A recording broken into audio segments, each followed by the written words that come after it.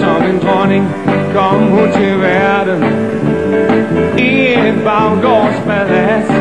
Vi mødtes første gang i skolen, da de andre de viskede til mig: der står lille Laila, der er lidt for tynd og lidt for bleg. Men Laila, Laila, Laila, du har endnu et smil til mig.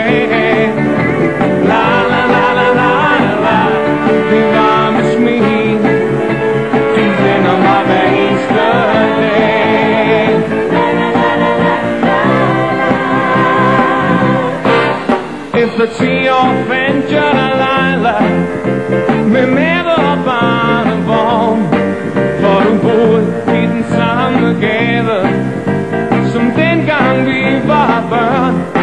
Og dengang til midt i skolen fortalte historien om dig selv, måtte jeg bøje mig lige så stille, hvor du viskede lidt ømt farvel.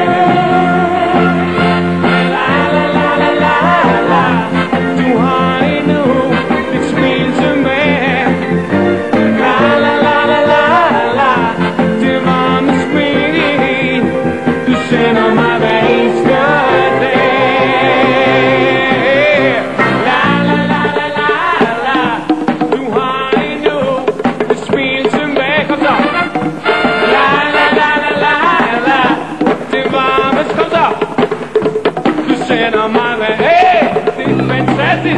Here we go.